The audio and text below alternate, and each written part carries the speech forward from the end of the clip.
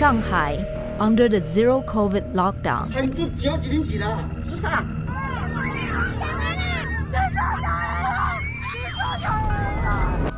The Chinese Communist regime has met with the stiffest resistance from the Shanghainese since the pandemic began last year, but Xi Jinping was not moved. 国家卫生健康委强调，要继续坚持动态清零总方针不动摇。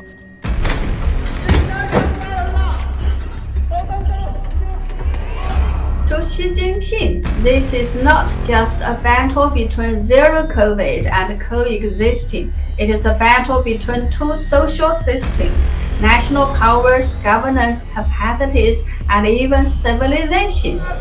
But what about China's economy? Similarly, economic downturns, the numbers that come out through the National Bureau of Statistics, can also be created. But going against the synergy of civil resistance, economic meltdown, and factious opposition, can Xi really lock and fake his way out of this crisis?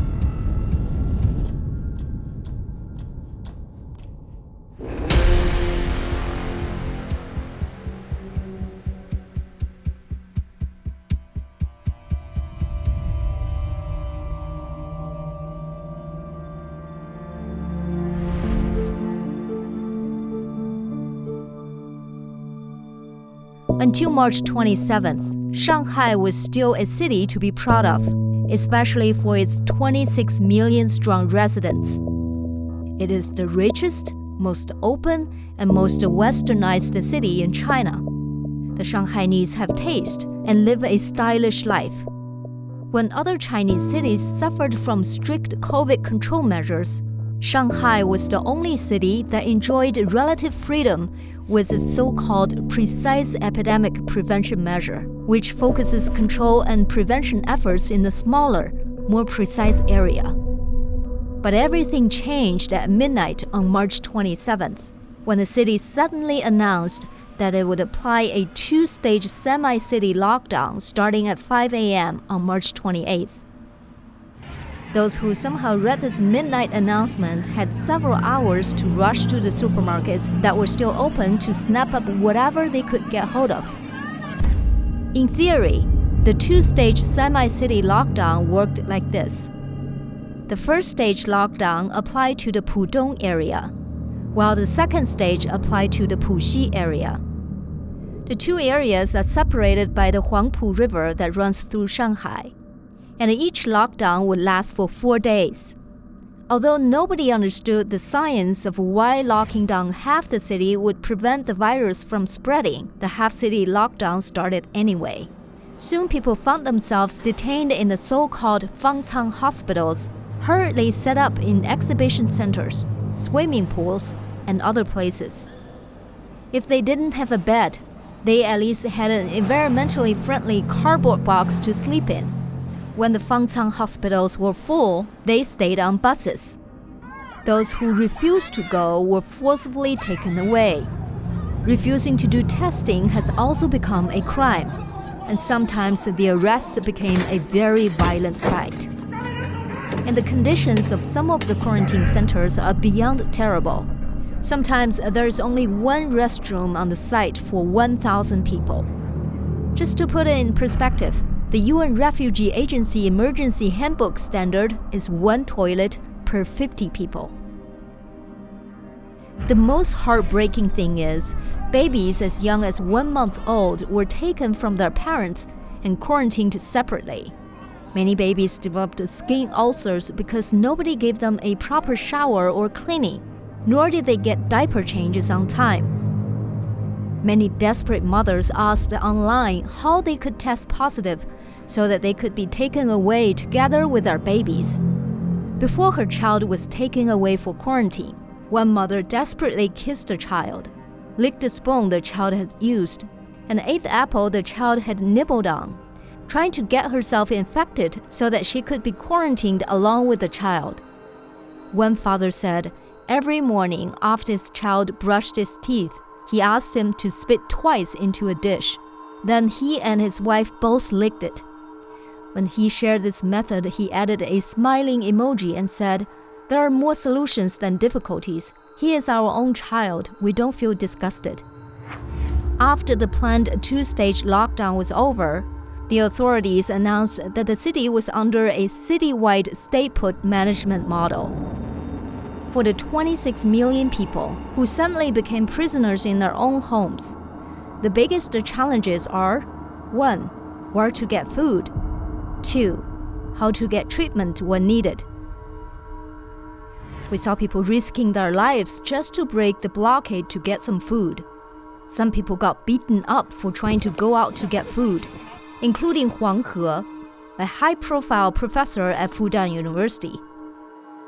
This video shows a desperate mother crying and reasoning with police officers in their white PPEs for 2 hours as her 2-year-old child is dying of high fever, desperately needing to go to the hospital during the lockdown. And this video shows a desperate man who just couldn't get away to get his family member lying on a stretcher home after she was discharged from the hospital as all public transportation has stopped. Ye Peiying, a famous singer who is best known for the propaganda song I Love You China, died of a cerebral hemorrhage during the lockdown. Lang Xianping is a very active and famous economist in China. His mother died of a kidney failure while waiting for her COVID testing report. Without a negative report, she could not be admitted. She waited for 4 hours and then died right in front of the emergency room of a hospital. Only 7 days ago, on April 4th, Lang Xianping was still praising the power of China for being able to test 25 million people with the support of all of China. Apart from deaths for lack of treatment, suicide cases are reported not only among ordinary citizens, but also among healthcare officials. Qian Wenqiang, director of the Information Center, Hongkou District Healthcare Committee, Shanghai, hanged himself in his office on April 12th. Shanghai authorities declared that the lockdown would be expected to end as early as April 20th. April 20th has come and gone. The lockdown continued. We can spend more hours to talk about the tragedies during the lockdown. But a more important question to ask is, what is the rationale behind such a strict lockdown? According to recently leaked internal meeting minutes of Chinese epidemic prevention experts from April 8th, the decision to revert back to the societal zero-COVID policy came directly from Beijing after Shanghai's COVID cases soared in mid-March. In the meeting notes, the main expert who answered questions claimed one of the important reasons Shanghai's cases exploded was because there were too many important conferences taking place in that period, while Omicron was being spread in communities. He said many political factors interfered. For example, as a benchmark city, Shanghai was not suitable to take disease control measures during the conference season. Therefore, critical timing was missed. When the conference season was over, Omicron had already spread widely in Shanghai. What political considerations was the expert referring to?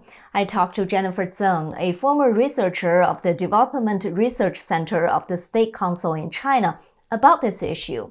She is also the host of the YouTube channel Inconvenient Truths by Jennifer Zeng. Here's what she said. We all know that in February this year, the Winter Olympics and the Paralympics were held in Beijing. Beijing has thus become the only city in the entire world that has hosted both a summer and winter Olympics. So for the CCP, ensuring the success of the Beijing Winter Olympics was the most important political task. All other considerations must give way. I think this is the main political consideration the expert was referring to.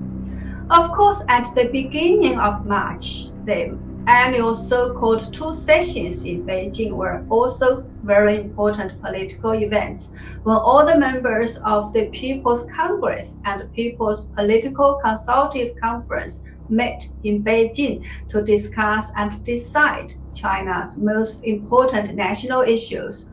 So the CCP wouldn't want other issues to interfere with the two sessions either.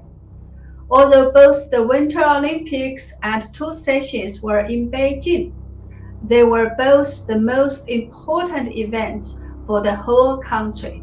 If COVID were out of control in Shanghai, for one, it would divert attention from the Winter Olympics. And for two, it would damage the CCP's perfect image in terms of doing the best job in pandemic prevention and control. For these two reasons, the outbreak must be covered up. Indeed, if Shanghai's situation did not escalate, China could possibly see a gradual transition out of the zero-COVID policy. There have been signs. The most noted one was on March 21st. Xi Jinping stated at the meeting of the Standing Committee of the Politburo, the highest body of the CCP leadership, strive to achieve the greatest prevention and control effect at the least cost, and minimize the impact of the epidemic on economic and social development. The outside world interpreted this as the party's top leadership having reached a consensus that the zero-COVID policy had a major toll on China's economy. They made Xi Jinping indirectly admit that and indicate the leadership is ready to put an end to it. But Shanghai gave Xi Jinping a perfect excuse to revert back to it. On April 3rd, there were 425 new positive cases and 8,581 asymptomatic infections in Shanghai alone. According to the official report, this was a big jump from the below 100 new positive case levels in late March. On the same day, Vice Premier Sun Chunlan went to Shanghai to supervise the pandemic control effort and officially ended Shanghai's signature precision prevention and control measure. She ordered, test everyone who should be tested, relocate everyone who should be relocated, admit everyone who needs to be admitted, and treat everyone who needs to be treated. Responding to this new order, according to the leaked meeting minutes, Shanghai medical experts simply said, "We do not have the resources to do any of these, except for the fourth one, because most COVID patients were asymptomatic and don't need to be treated." But such opinions could only be expressed at internal meetings. Vice Premier Sun Chunlan did not come to listen to experts' opinions.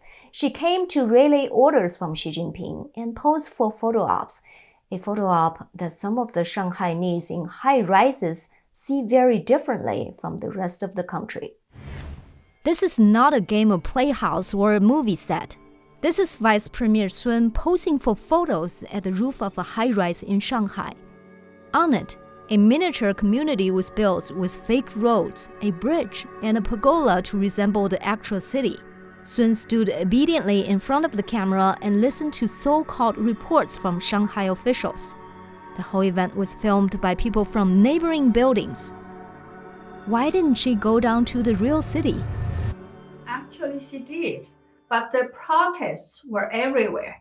Both Xi and Li Qiang, the CCP secretary in Shanghai, were confronted by angry public who asked them why people in Shanghai were starving. So perhaps this time local officials and Sun Chunlan wanted to play safe by faking this piece of news. But faking a piece of news is not the real news here. The real issue is who took and released those photos from higher angles to show that Sun Chunlan was visiting a rooftop. The photos look very professional to me, and it seems like they were taken with a drone camera. I can hardly imagine that this was done randomly by an ordinary citizen who didn't have any knowledge about Sun's visit. Who could have the precise information about Sun's rooftop visit? I'd say not the general public, but some CCP officials who wanted to embarrass Sun as well as Xi Jinping, and Sun was sent to Shanghai by Xi Jinping.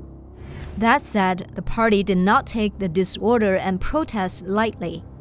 An article from the pro-CCP website named Red Song Party called the battle in Shanghai an Armageddon, the final grand duel that would decide the future of the entire nation.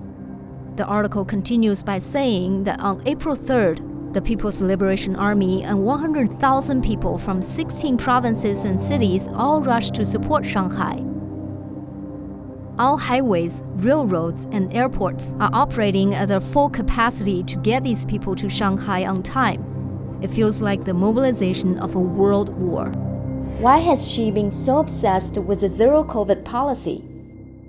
To Xi Jinping, this is not just a battle between zero COVID and coexisting. It is a battle between two social systems, national powers, governance capacities, and even civilizations. He expressed this very clearly at the Beijing Winter Olympics and the Paralympics Review and Awards ceremony on April the 8th. He called the CCP's COVID-19 prevention a fruitful legacy. He's obviously very proud of the fact that the CCP can pool all resources to accomplish major tasks, and said that the CCP should be given a gold medal for its successful pandemic control job. So you see, since Xi Jinping has given himself a gold medal for his landmark zero COVID policy, it is very hard for him to back down now. This has become his political legacy, and he has to carry it on, no matter what. But this legacy is turning into a liability quickly because not only is his signature zero-COVID policy at stake, but more importantly, there seems to be traps on both ends of the tunnel. In the Q&A section of the leaked meeting minutes, the leading experts indicated that the abandonment of the zero-COVID policy was inevitable because otherwise the toll on the economy would be too huge.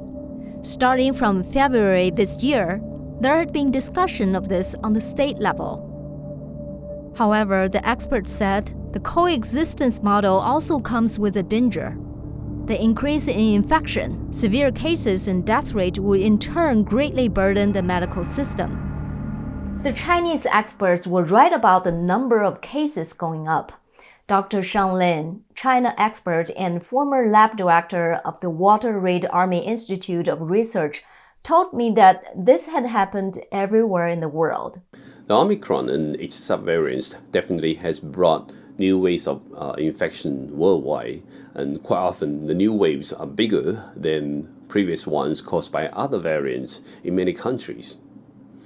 So for countries like New Zealand, which has been very successfully keeping the confirmed cases to a very low number in the last 2 years, still suffer more than 800,000 newly confirmed cases in the last 2 months. And this is because Omicron has much higher transmissible rate than previous variants, almost as fast as measles. So it's a common understanding it's very hard to contain the transmission. Beside the common trend of a high infection rate brought by Omicron, some experts believed China's situation could be worse. According to China's Caixin magazine, the Chinese people have lower antibody levels because China's main prevention and control measure has been locking down cities. The Chinese people did not have the chance to really battle the virus to develop the antibodies. Plus, China's vaccine has not been very effective. Therefore, if zero-COVID policy is abandoned, China's cases will go up significantly. And according to the internal meeting minutes, the experts believed this scenario is not acceptable given China's current social, political, and cultural realities. Why is this politically not acceptable? The experts admitted that the party's 20th National Congress is a big reason. Before that meeting, China can't be seen as failing in the COVID prevention and control effort. It will be too big of a blow to the party's image. It will shatter the Chinese legend as well as Xi Jinping's legacy of having successfully led China's anti-epidemic battle.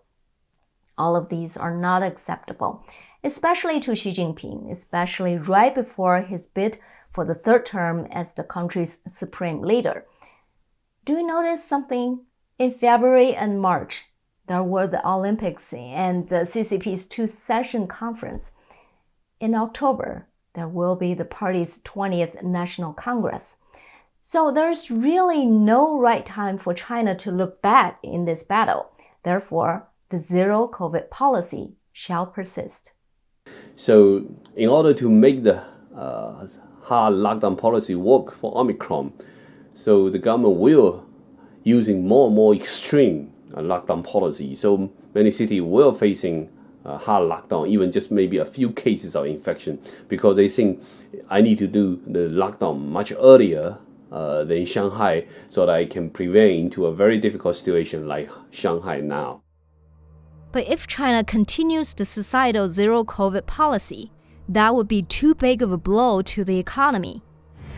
China's National Bureau of Statistics announced on the 17th that GDP in the first quarter increased by 4.8%, lower than the target of 5.5% for the whole year.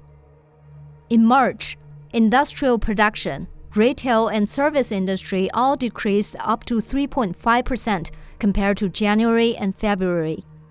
Zhou Jingtong, a researcher at the Bank of China Research Institute, said that China's economy is facing the greatest difficulty and pressure since the outbreak of the pandemic.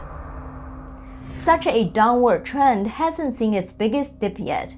Among two of the icebergs that might crash the Chinese economy, one is the potential removal from the world's supply chain. Continued draconian measures stalled manufacturing and export, forcing foreign companies to look elsewhere for substitutes. Supply chain migration will force a decoupling of the Chinese economy from the rest of the world. Considering that supply chains have been the biggest contributor to China's leading position in the globalized economy, losing that advantage is no small matter. But a hit to China's small to medium enterprises, or SMEs, might be an even greater blow to its economy.